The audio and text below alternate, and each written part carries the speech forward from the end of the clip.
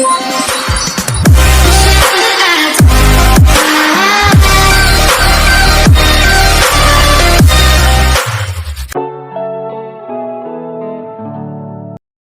everyone, Assalamualaikum warahmatullahi wabarakatuh and good morning. Okay, now I will introducing myself. My name is Winda Saputri, you can call me Winda. I come from Inapu, Minowala village, but now I live in Palu. I study at Tadulako University, Faculty of Social and Political Sciences, Public Administration Study Program in the third semester, with stamp B10121104. I made this video to fulfill the assignment for the Indonesian Economic System course. Let's just go straight to the material.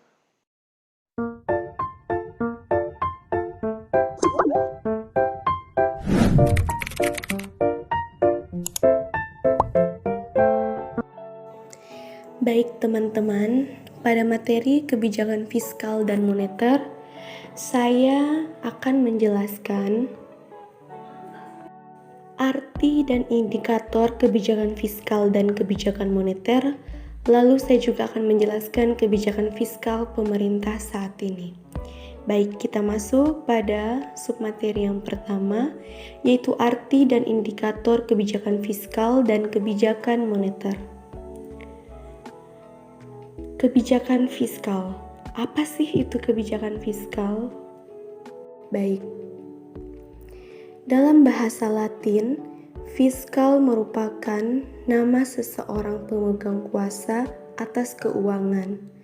Pengertian lain dalam bahasa Inggris, fiskal adalah istilah yang digunakan untuk menyebutkan pembendaharaan atau pengaturan keluar masuknya uang dalam pemerintahan. Kebijakan fiskal adalah kebijakan yang dilakukan oleh pemerintah dengan cara mengatur pendapatan dan belanja negara atau APBN. Sedangkan menurut KBBI, kata fiskal memiliki arti berkenaan dengan urusan pajak atau pendapatan negara. Dalam konsep ekonomi, kebijakan fiskal memiliki arti kebijakan yang diambil oleh pemerintah untuk menjaga stabilitas ekonomi yang terkait dengan pengaturan pendapatan dan belanja negara atau pengeluaran negara. Kebijakan fiskal adalah salah satu dari kebijakan ekonomi makro. Kebijakan fiskal adalah konsep pengelolaan ekonomi diperkenalkan oleh John Maynard Keynes yang kemudian umum dipakai dunia sejak peristiwa depresiasi besar atau Great Depression terjadi pasca Perang Dunia I tahun 1929. Menurut Keynes, pemerintah suatu negara sebenarnya punya hak untuk mengatur pengeluaran dan pemasukan sebuah negara dengan menetapkan pajak dan membuat kebijakan demi ekonomi negara. Dari segi definisinya, pengertian kebijakan fiskal adalah kebijakan yang diambil pemerintah demi menjaga pemasukan pengeluaran sebuah negara tetap stabil sehingga perekonomian negara bisa bertumbuh baik. Dalam prakteknya, yang menjalankan kebijakan fiskal adalah pemerintah, dipimpin oleh presiden dan dijalankan secara operasional oleh Kementerian Keuangan dan menteri-menteri yang terkait. Tujuan kebijakan fiskal. Ada beberapa tujuan kebijakan fiskal. Yang pertama, meningkatkan pertumbuhan ekonomi. Lalu yang kedua, mendorong tumbuhnya lapangan kerja. Yang ketiga, menjaga stabilitas harga. Dan yang keempat, menciptakan stabilitas ekonomi. Baik, kita masuk pada indikator kebijakan fiskal. Yang pertama adalah keuangan negara.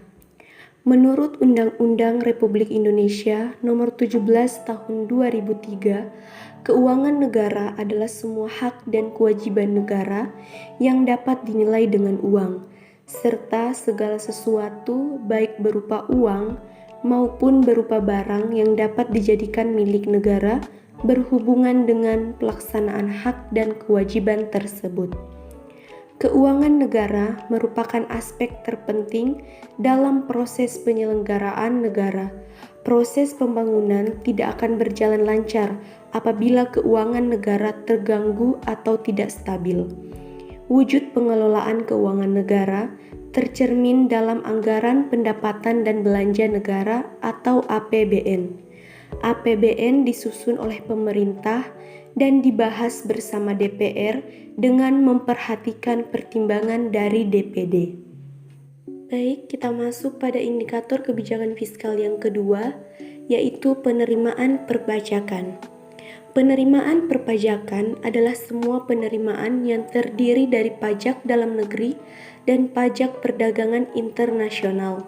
Penerimaan pajak ini merupakan salah satu sumber untuk membiayai pengeluaran-pengeluaran negara yang pada masa mendatang diharapkan kontribusinya semakin meningkat agar tercapai kemandirian dalam pembiayaan negara.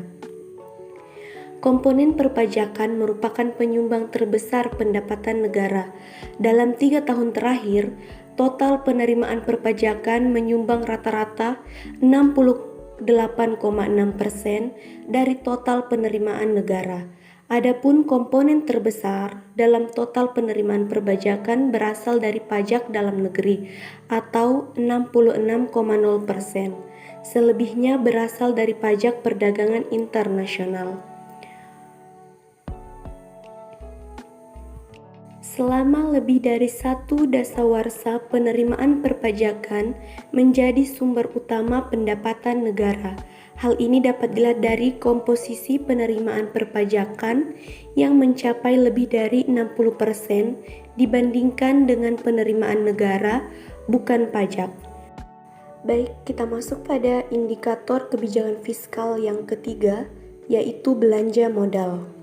Belanja modal adalah pengeluaran anggaran untuk perolehan aset tetap dan aset lainnya yang memberi manfaat lebih dari satu periode akuntansi. Belanja modal meliputi antara lain belanja modal untuk perolehan tanah, gedung dan bangunan, peralatan, aset tak terwujud. Belanja modal adalah salah satu kunci utama agar suatu badan atau institusi bisa memperoleh aset tetap dengan cara membeli. Selain itu, belanja modal adalah hal penting yang harus dilakukan oleh pemerintah daerah. Manfaatnya akan bisa dirasakan hingga 1 tahun anggaran lebih setelahnya dilakukannya pengeluaran. Belanja modal juga bisa dilakukan oleh pemerintah daerah dengan cara menambah aset ataupun kekayaan milik pemerintah daerah agar bisa menambah belanja yang memiliki sifat rutin. Istilah belanja modal ini memang masih terdengar asing oleh sebagian besar masyarakat umum. Istilah ini sangat berbeda dengan konsep dasar akuntansi yang umumnya tidak hanya mampu dijangkau oleh setiap faktor umum, tapi juga bagi mereka yang mempunyai kesibukan dengan akuntansi di suatu instansi pemerintahan. Untuk itu, memahami persamaan dasar akuntansi juga sangat penting karena di dalamnya berkaitan dengan belanja modal. Kenapa? Karena dengan adanya belanja modal pada setiap kabupaten atau kota, maka bisa diperoleh di dalam laporan realisasi APBD. Untuk pemerintah daerah, belanja modal bisa dilakukan agar bisa membentuk modal. Tujuannya tentu agar pengeluaran tersebut bisa menambah manfaat aset tetap ataupun inventaris agar bisa lebih dimaksimalkan lagi untuk lebih dari satu periode akuntansi. Ciri-ciri sederhana dari belanja modal adalah memiliki wujud, sifatnya yang semakin bertambah, memiliki periode manfaat yang lebih dari 1 tahun periode akuntansi, dan nilainya yang relatif material. Selain itu, di dalamnya juga terdapat aset-aset dari hasil belanja modal yang tidak berwujud di dalam belanja modal, namun masih tetap mempunyai ciri yang sama dengan hasil dari belanja modal lain. Kita lanjut ke indikator kebijakan fiskal yang keempat, yaitu subsidi energi.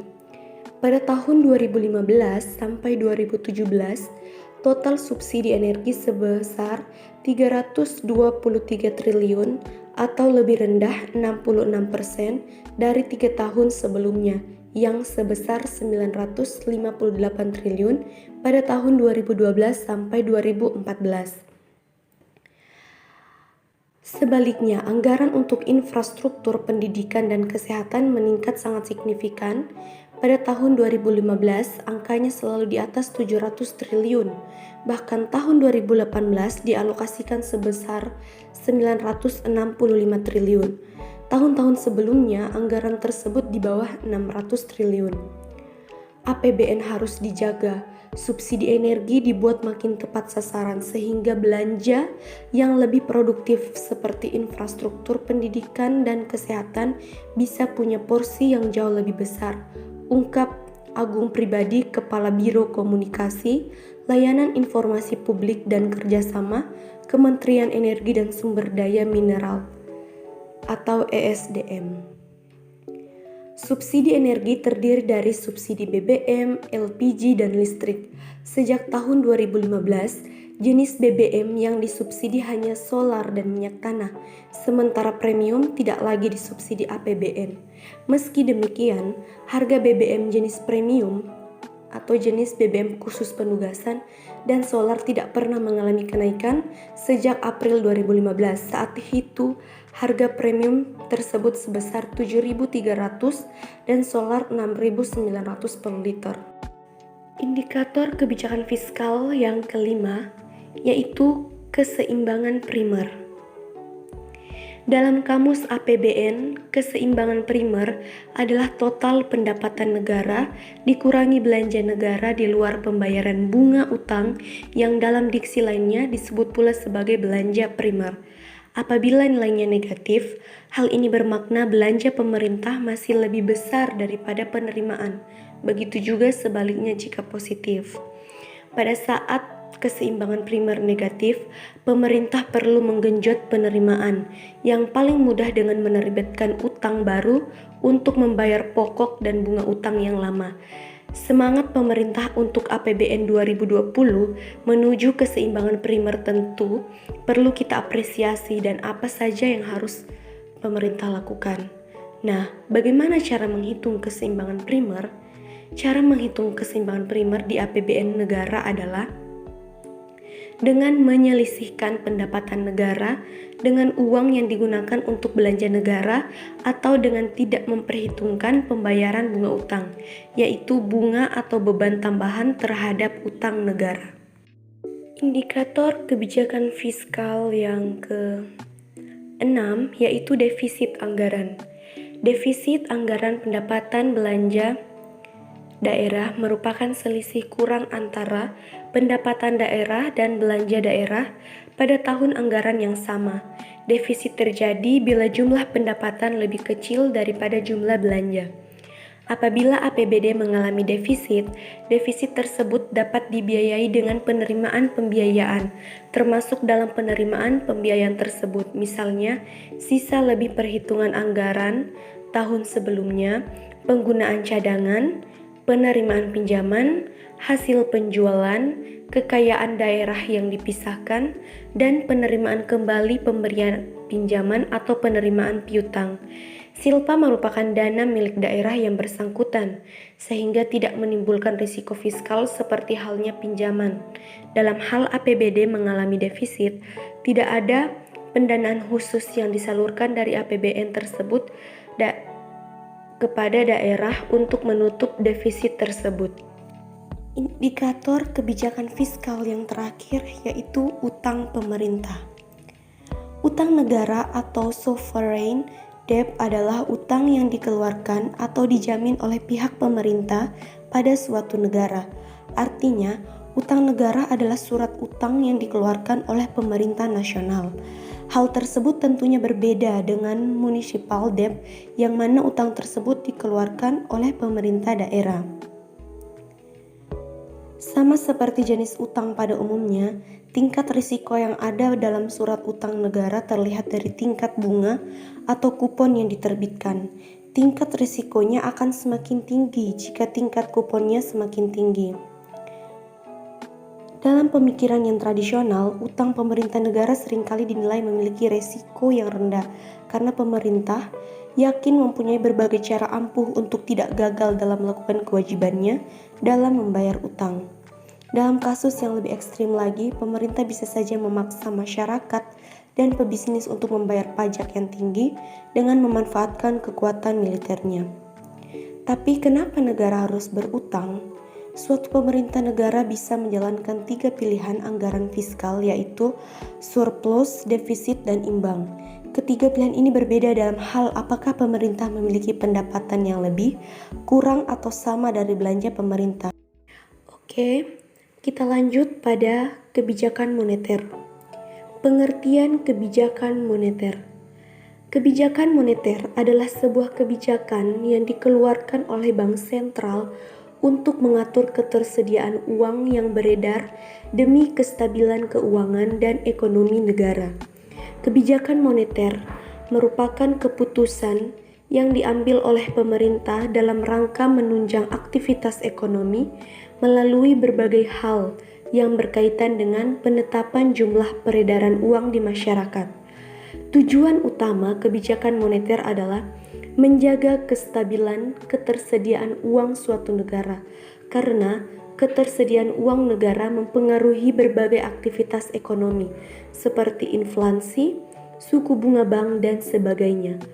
Oleh sebab itu, penanggung jawab dan pelaksana kebijakan moneter di Indonesia, yaitu Bank Indonesia, selaku Bank Sentral Indonesia.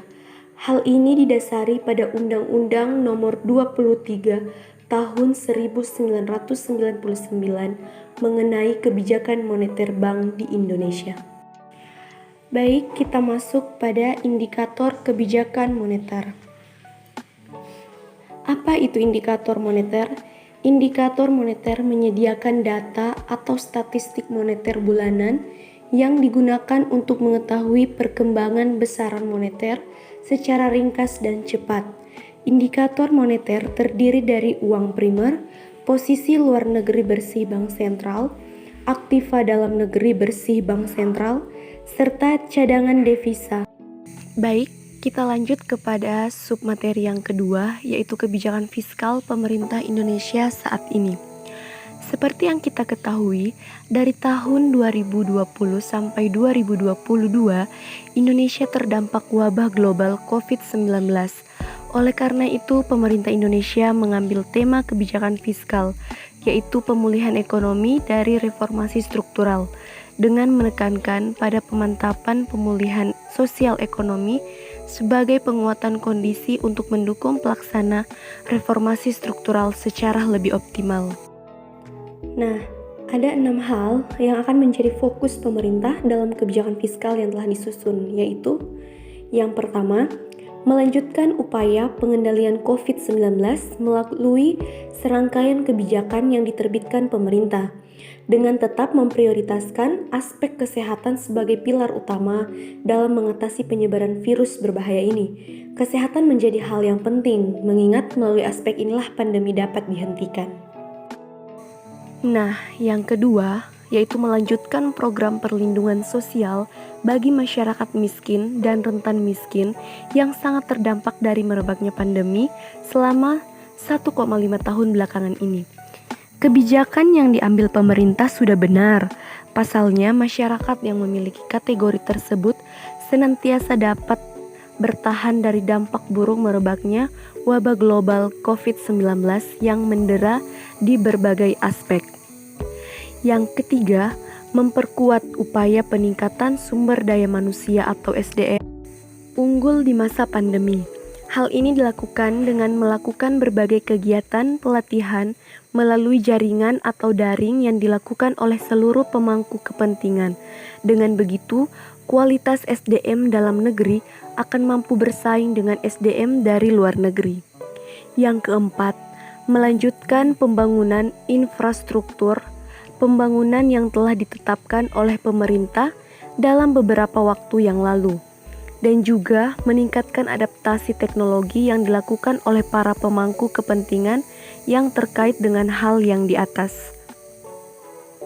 Nah, yang kelima, penguatan desentralisasi fiskal untuk peningkatan pemerataan kesejahteraan antar daerah, sehingga setiap anggaran APBN yang digelontorkan pemerintah dapat membawa dampak positif bagi seluruh daerah.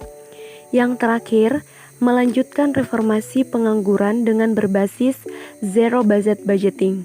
Tujuannya mendorong sinergi antara pusat dan daerah ketika menyusun berbagai kebijakan yang berkaitan dengan penyelenggaraan negara, dengan fokus utama adalah prioritas berbasis hasil terhadap berbagai ketidakpastian yang bisa berpotensi terjadi. Inilah hasil pemaparan materi saya. Jika terjadi banyak kesalahan, saya memohon maaf yang sebesar-besarnya. Wabillahi taufiq wal hidayah. Wassalamualaikum warahmatullahi wabarakatuh. Terima kasih.